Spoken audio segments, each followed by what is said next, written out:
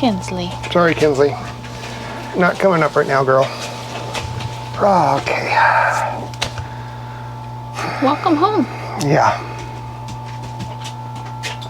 All right, well, why don't we start with your day? Unless you want to end with your day. Well, my day was not very interesting. So it was a work day, and we lost power probably... About 11. Yeah, around 11 o'clock. And so I was in the middle of a work meeting and the power shut off. Thankfully, my cell service for my work still was connected, so wasn't a big issue. I just couldn't see what they were talking about, but I could follow and understand. And then, so did what I could at work with just cell service and not being able to, reply to emails or even see if emails were coming in because we didn't have any internet or power. Set up the generator, no issues. Was able to get enough power in here to keep everything running. And just kind of did my normal work day, and I think it's like 3 o'clock, maybe, when I called you, when power came back on. Okay. Ish. Somewhere around that time frame. So we were only out for a couple hours, but, anyone who's tried to work when there's no power, especially if you rely on internet and things, it was just a little bit hard. So just had a couple meetings, but for me it was a pretty basic day. Just checked on all the animals, made sure everyone was okay, fed everyone, made sure everyone had water, checked on the quackheads who were very unhappy with their new home. They do not like it. We moved them last week? 2 days ago. 2 days ago. Technically last week. Sunday. We moved them Sunday. Yeah. And moved them up to the pond area thinking, hey, we'll put them up by the pond. We put them in this netting and everything so they can't get out of it and they have to stay up there because they're getting pretty territorial. Yeah. And they're getting very loud. So we wanted to move them up there, so it was quieter down by the living. For us. And more peaceful for the chickens that were living with them. And then also get them by the pond in hopes that they would go into the pond. So we only gave them, a bucket of water to drink out of, and of course food, but we didn't give them their pool or anything up there. One, because water's turned off, and so we're trying to limit the excess water, so putting them by the pond was to give them access to as much water as they wanted. They hate the pond, they're scared of it, even though we took a time to trim it all down around the edges, and we mowed around, but they're not having it. So they yelled at me for a good 10 minutes today to let me know how unhappy they are with the accommodations. 0 stars. So actually, it's 1 star. 1 star, because that's the worst you can do. That's the worst you can do. Yeah. 1 star. Not happy. Even though should be 5 stars because they have a whole pond that's very full of water right now. But that was my day. It was and then checking in on you and seeing how you were doing. Yep. Yeah. Okay. Good. Yep. Yeah. Yeah, I mean, I had a pretty uneventful day. That's good. So yesterday, after we got done filming Keeping It Kraemer, actually in the middle of Keeping It Kraemer, I was thinking, because we got so fortunate, and we really didn't have anything major happen here, that I am able and willing to volunteer. And so after recording last night, I started searching for volunteer opportunities, even though I put my name on one of the local churches around here, but I didn't want to sit around and wait. So I started doing some searching and found on Facebook a farm about 40 minutes away, but still in the impacted area, that was organizing, item donations and stuff. And so my plan last night, going to bed, was head out there this morning, and do that kind of volunteering. So I checked the Facebook page again this morning, and they got a little bit more organized, and they had time slots for volunteering, and they were very, very full with volunteers. But what I kept running across last night and again this morning was several posts that there are about 150 people missing in this county. It's crazy. And so one name kept coming out, one particular name of that list. There are several posts about that person being missing. I think late 30s, early 40s, and had been missing for 3 days since Saturday. And they had a non-official search party happening where dozens of people were searching up and down the river. And they had gotten basically just to the dam. So they were searching up river from dam, and now they wanted to search down river from dam. And that's where our property eventually, it would eventually reach to our property, being downriver, down creek, dam, being down.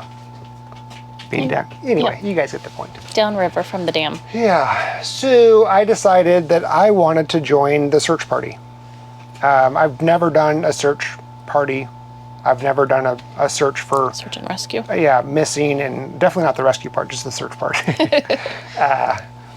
Yeah, so that's what I decided I wanted to do, and it was only about 10 miles away from us, so 15 to 20 minutes of driving.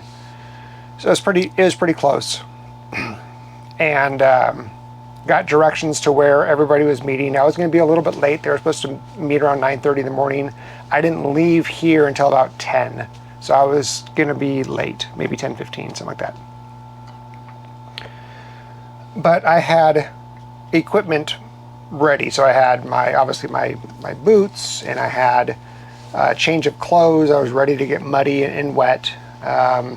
Had protection in case I was going to be up in the woods, because you have to watch out for bears. Plenty of food, plenty of water. Yeah, I brought a case of water for the other volunteers as Brought well. extra food for people that might need it. Brought high visibility jackets, rope in case we needed it. Was going to bring walkie-talkies, but Ours they weren't weren't charged. charged. Yeah. So basically brought some supplies that would help us and keep me safe. And now I wasn't going to do anything that would put me in harm, and I don't think they would have asked for that to have, because I don't know what I'm doing.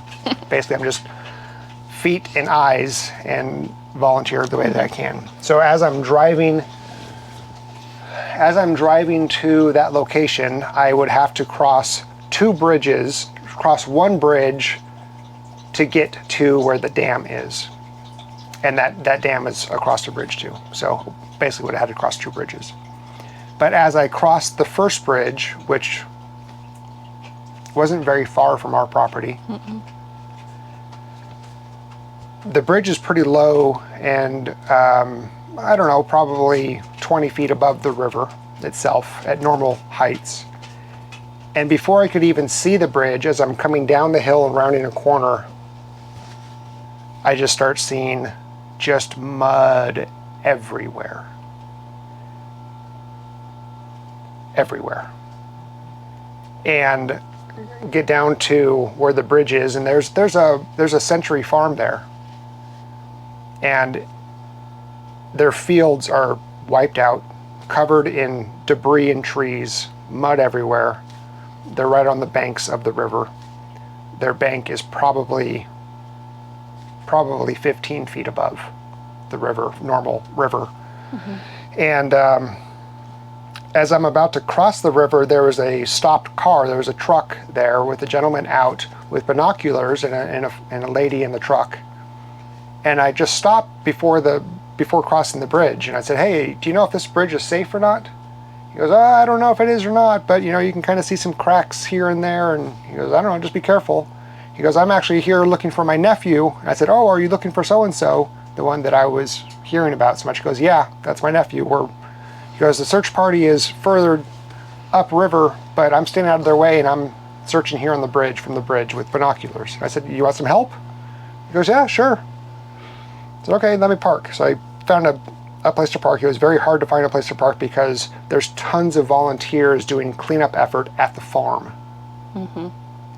Heavy equipment, people with shovels, ATVs galore, mud everywhere, to the point where one of their barns is up on a hill, and it's a 2-story barn, and it reached the windows of the 2nd story and smashed them out.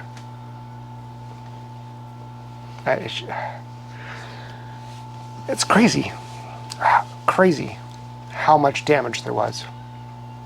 So get out, meet him, and he has these really horrible binoculars that you could only see out of one because they must have got water drenched or something. He got them from one of the volunteers at the search party upriver.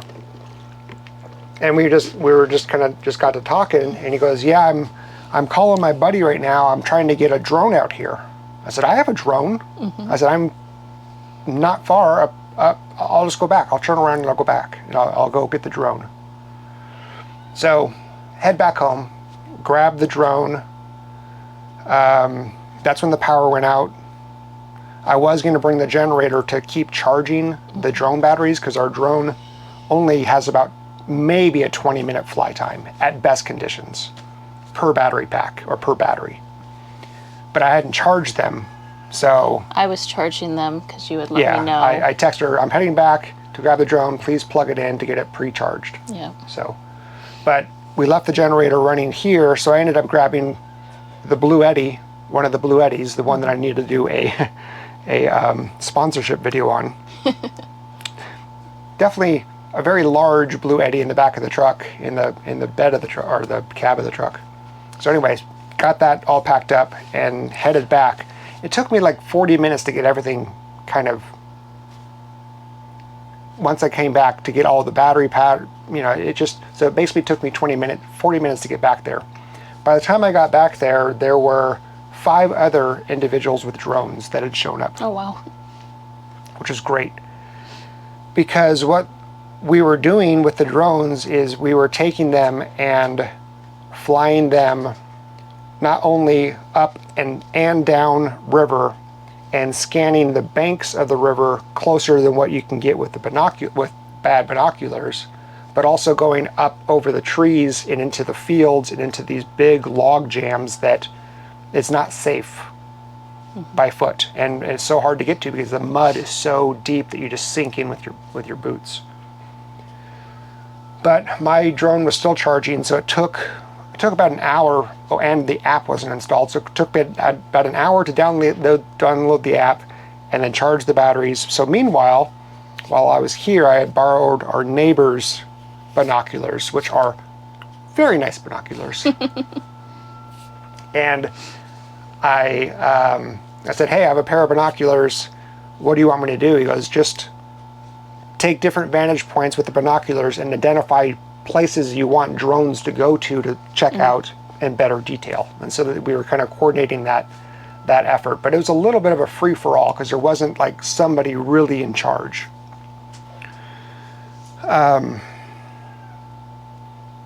So I was able to get my drone up for 2 battery packs, going in different fields, going low, trying to stay away from trees, and make sure I can get my drone back.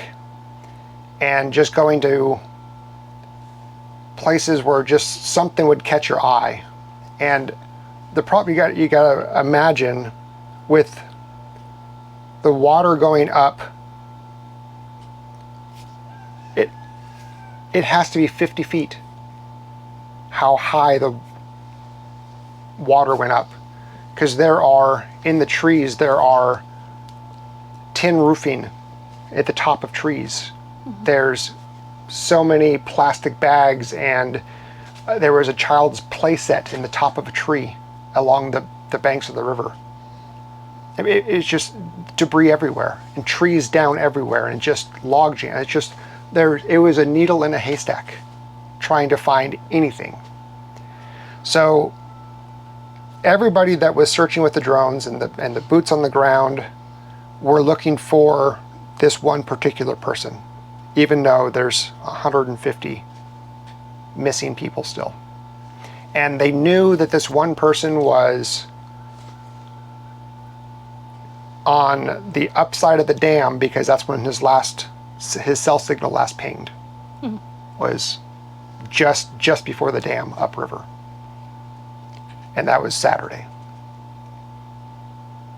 And the story was that him and his girlfriend were at the river for whatever reason, and they saw somebody needing help in the water. He threw a life vest to them, went out to try to help, and they never found him after that.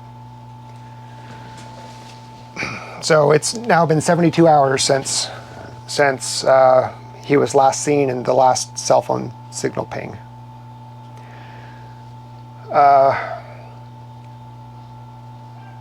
About 2 o'clock,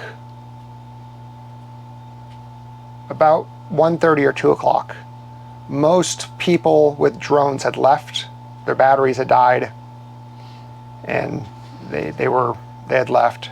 There were still quite a few individuals that were part of the original rescue or the original search team that came down to where we were from the main search party that had quite a bit of experience doing search and rescue, but they weren't official search and rescue parties. This was still ad hoc. And we all noticed downriver from the dam, beyond a large, very, very, very large debris pile of logs and just stuff, that vultures were circling. And so we ended up, somebody flew a drone over there, got it stuck in a tree, unfortunately. They're not getting that one back. Several people walked over there and found the source of where the vultures were and laid eyes on something in the body of water down there. It wasn't officially the creek, but kind of like maybe a side chute. No, it was a creek leading into the river is what it was. But it was beyond this huge log jam and down a 50-foot embankment at least, in mud everywhere. I don't want to get too graphic about it, so I'm not going to. But after about 30 minutes of trying to get down there and get a better view of it, it was not confirmed, but pretty darn obvious that it was a human body.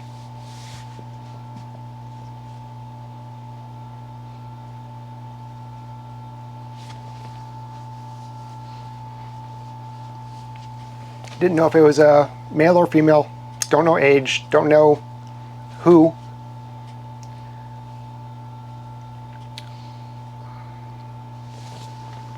So 911 was called, and the real search and rescue, official search and rescue, fire, ambulance, they headed over to the area that we were at, asked us to leave. They went down there and determined that they couldn't get to what we still believe was a human body.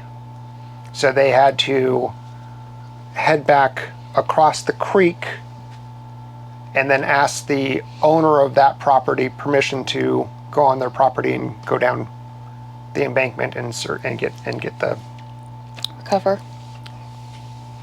To get the what? To recover. To recover, yeah. They got permission, and about 45 minutes later, one of the sheriffs that was working the scene came over to us, the ones that were part of the initial, or discovered the body basically, and confirmed that it was human, and that they were going to be doing a visual identification, but they were waiting for the suspected family to arrive, even though the uncle was still with the party, the one that I met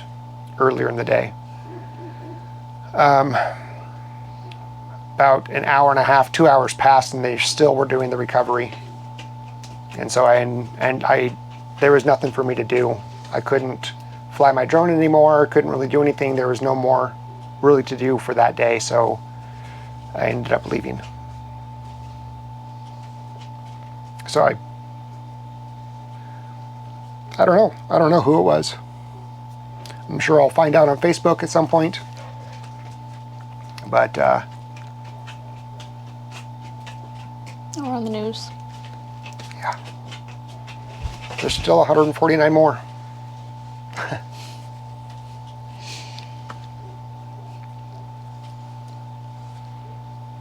Yeah. So I volunteered today.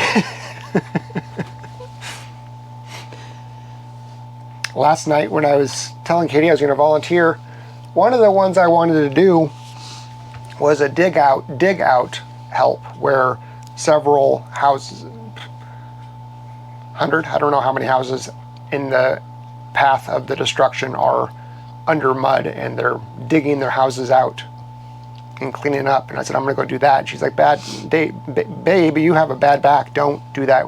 You need to take care of yourself so you can still take care of this over here at the house. Yep. Like, okay, I'll just go do the easy thing, and I'll just organize and distribute food or whatever I can do. Nah, I'll go search for missing people. Which I'm glad I did, but that's,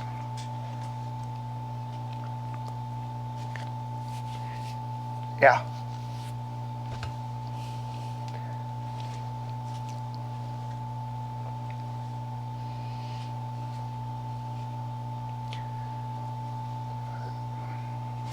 For whoever's family that person belongs to, they now at least know.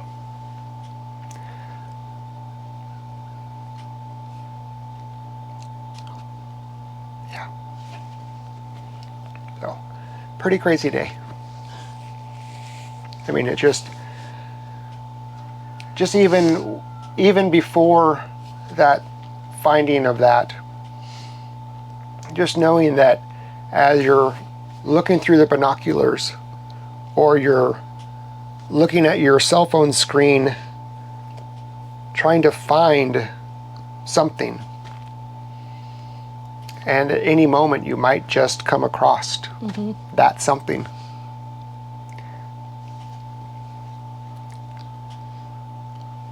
It's a lot. Yeah, it's a lot. So to all those family members that are missing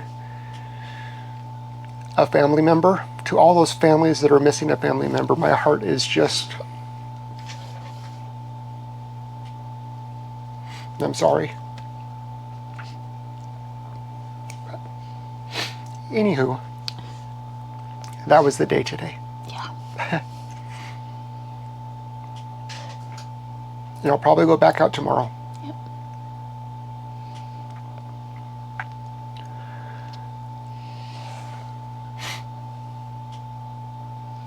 Definitely more physically prepared, but probably more emotionally prepared for it too. Yeah. Yeah. So I don't know, when you left, I knew you were gonna find something. I had a feeling too. Yeah. It was just one of the things that, well, I don't know. I'll see you tomorrow. okay.